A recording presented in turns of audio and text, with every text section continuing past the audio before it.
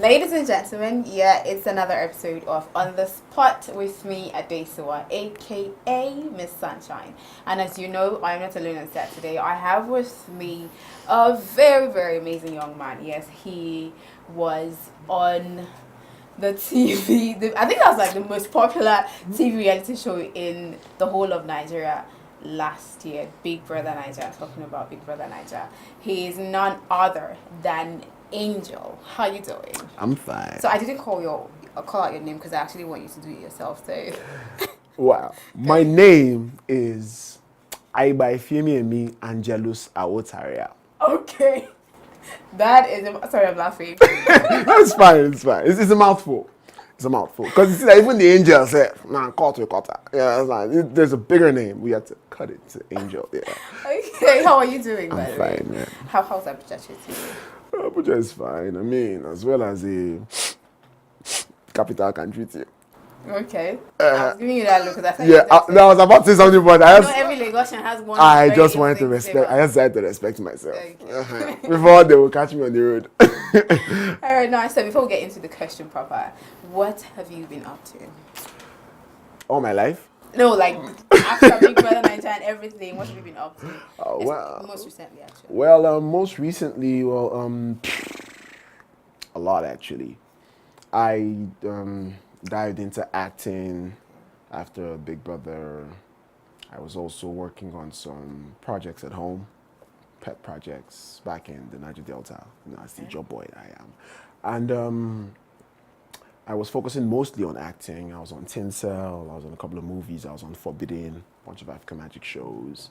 But this year, I decided to chase my dreams. Okay.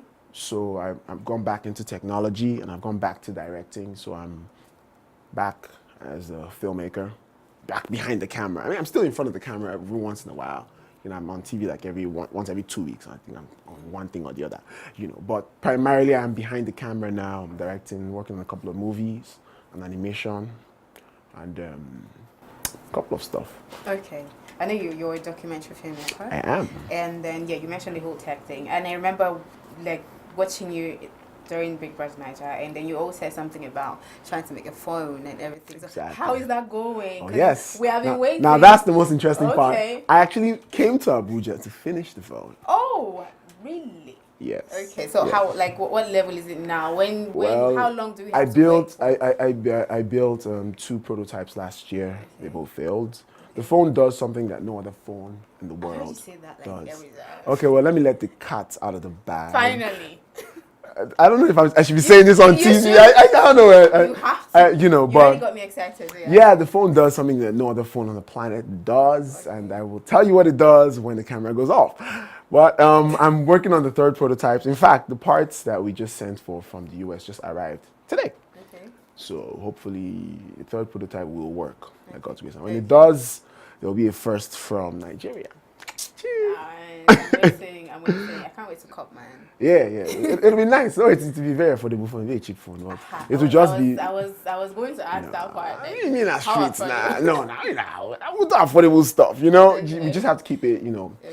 Affordable. Because my goal has always been to solve Africa's energy problems. Okay. It's energy related. Mm-hmm. You know, let's just say, okay, let me just let the cat out of the bag. We want to eliminate the use of a charger. Oh, wow, really? Yeah, create a phone that charges itself. I'm trying to figure out how that's going to work, exactly. But I guess I'm just going to have to wait for it. So eliminate the charger, yeah. So that's pretty much the idea. We've been working on it for a couple of months. For years, actually. Okay. We've been failing, we've been working, but it's not easy. That's why people are like, oh, enjoy your phone. I'm like, my brother, if it was so easy, if we don't fool everywhere, do you understand? I need to take my time. Okay. That's why I decided to take a break from entertainment and dig deep and just focus on that. Okay. All right, fine. Let's take you back to Big Brother Naija for a bit before we come back to your more recent. Now, the Big Brother Reloaded, the reunion show just ended, right? Yeah. I was going to ask you, do you think that the reunion was necessary? Necessity. Yeah, like it was necessary to actually bring everybody back. Yeah. Like, did they actually even do anything, Was anything achieved? Did the reunion achieve anything? Yeah. Honestly, I think it just made more money for some people. Okay. But on a serious note, the reunion was necessary because I felt like there were a lot of unresolved issues. Although I don't think TV was the best place to resolve those issues, because in the end they didn't resolve anything on that show. I don't know if you agree with me. Nothing was resolved. Absolutely. The people that hated each other still hate each other. And those that are envious of each other are still envious of each other. And those that are talking to each other and not talking to each other, it's pretty much the same thing, So I'm going to be very blunt about the reunion show. Even while we were filming, there was a lot of bad blood. A lot of bad blood. Primarily because of you guys. Okay. You guys. Yeah, all of you. Yeah, that's where the bad blood came from. Because, two people might not have so much of an issue with each other, but then you go on your page and you see comments, oh, this one, that one, yes, and you start, these things start to grow and germinate in your mind. And before you know, you're actually seeing that person in that light. Right, yeah. Forgetting that we're just playing a stupid game. And the aim of the game is deception and misdirection. So everybody was doing what they were supposed to do. Deceive and misdirect. So you don't necessarily have to hold that against anybody. Although, yeah, it's a testimony to the person's character. There's some people I can never be close to. I'm not going to call names, but never.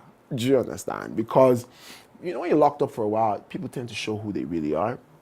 Well, like I said, some of us did not show who we really were. Did you think you did that? I did not show who I was now. Was I playing like this there? So yeah, I just needed to maintain a sort of image. And I felt that I adequately did that. I wanted people to take me seriously and take me for the intellectual that I am, and not for some dude that just, hey, yo, Yeah. So the reunion show.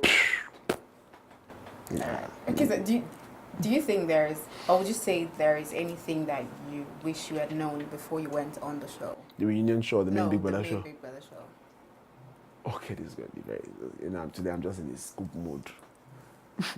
I'm enjoying it. I had never watched Big Brother in my life before I went for the show. Really? Not an episode, not 10 minutes. So what I didn't even know what game. I was going for a football match and I didn't even know what football was. For me, it was just, okay, they get ball, they kick them now. I'll kick the ball now. I didn't know the rules. I didn't know anything about the game. Whoa.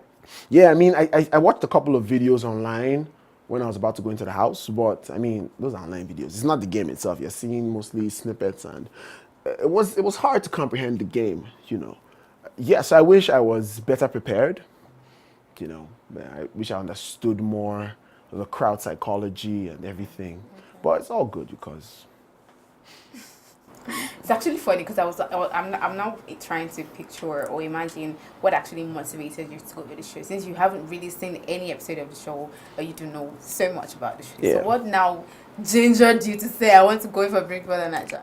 Well, it starts with 4 and ends with N. Please tell me. 45 million. Wow.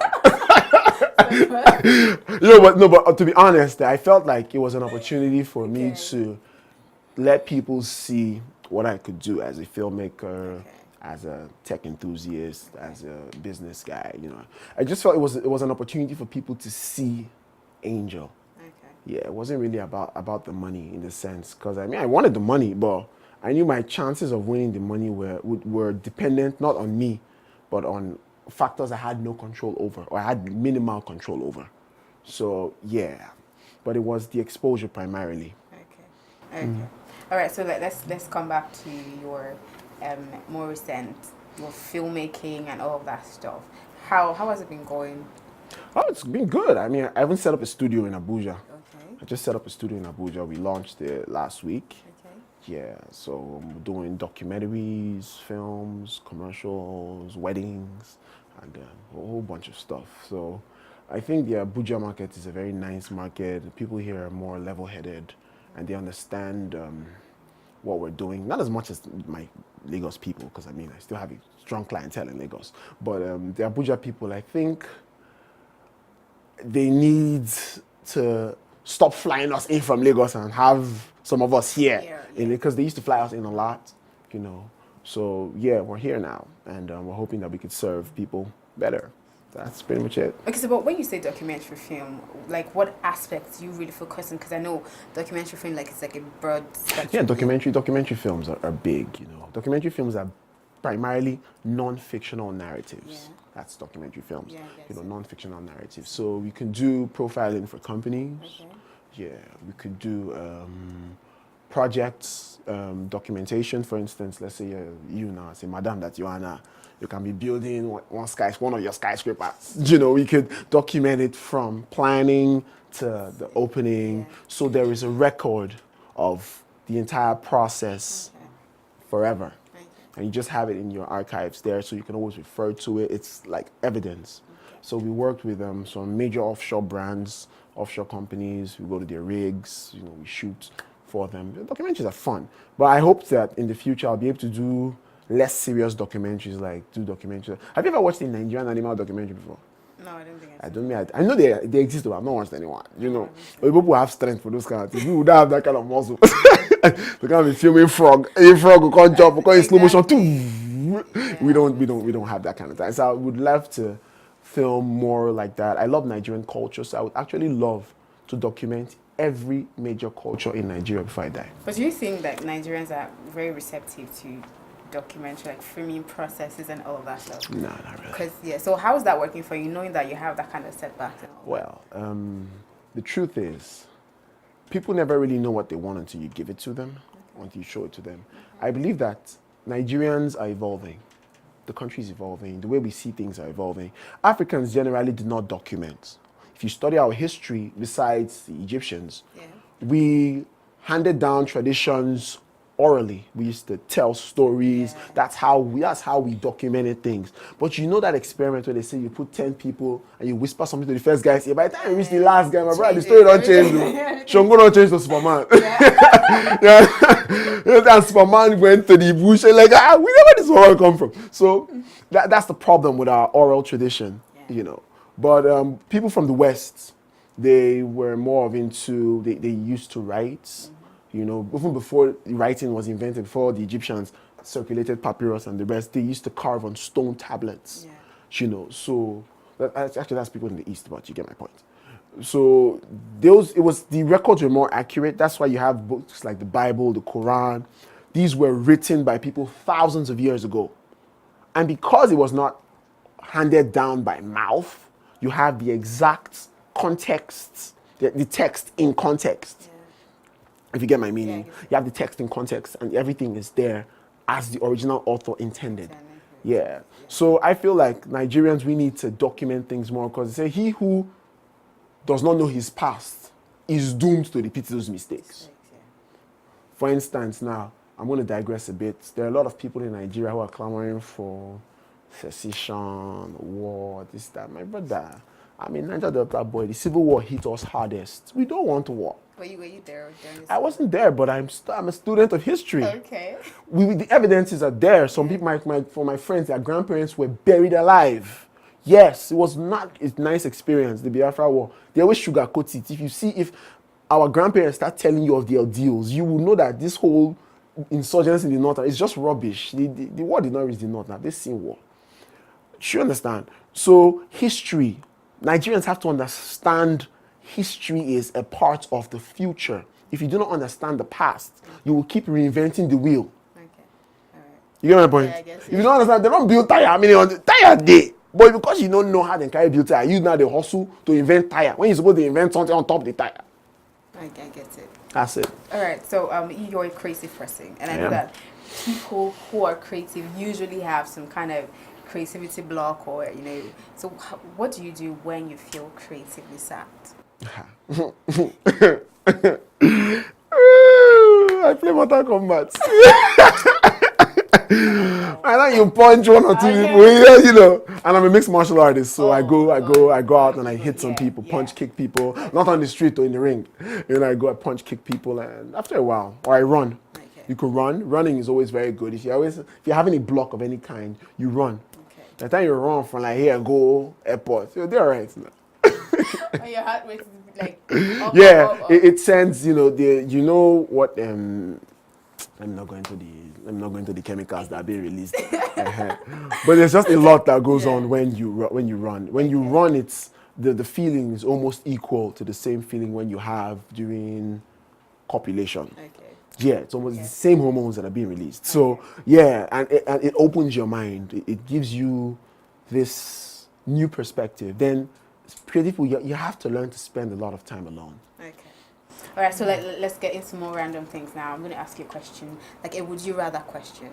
Now, so You might not like my answer, so, but no, okay. no, it's not even something that it's a very easy thing. Oh, okay. Would you rather have a skin that changes color based on your emotion, like whatever emotion you're feeling, Like wearing your heart on your skin. sleeves, wearing your heart on your sleeves, kind of wearing it. Or have tattoos appear on your skin depicting maybe what you did, like your actions. When you do something now, the tattoos automatically. My sister is color now.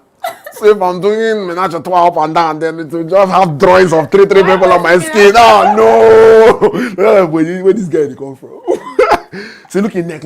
Oh boy, this guy.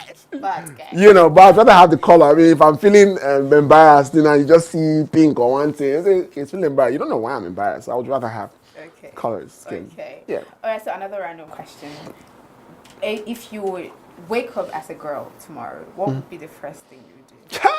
Oh Lord! Wake up as a girl tomorrow. I have no idea what I'll do.